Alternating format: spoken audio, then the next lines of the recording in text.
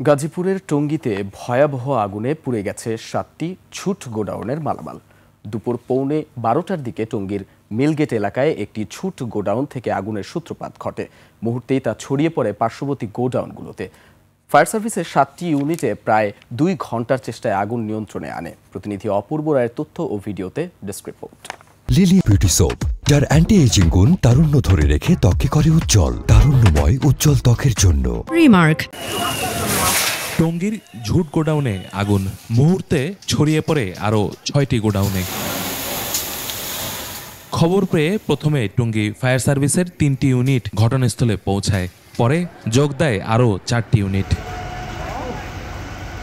গোডাউনের আশেপাশে পানির পর্যাপ্ত উৎস না থাকায় আগুন নিয়ন্ত্রণে আনতে সময় লাগে প্রায় 2.25 ঘন্টা। সাইডের পাশের গোডাউন থেকে আগুন লাগে মুহূর্তে আগুন চলে আসে।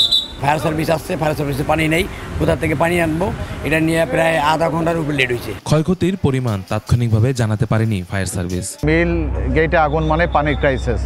আমরা বিভিন্ন প্রতিষ্ঠান থেকে আমরা পানি নিয়েছি, কিন্তু পানি দেখা যাচ্ছে যে 10 মিনিট 15 মিনিট পর পর তাদের যে হাউস ছিল, হাউসগুলো থেকে পানিগুলো শেষ হয়ে যায়, তারপর অন্য হাউসে নিচ্ছি।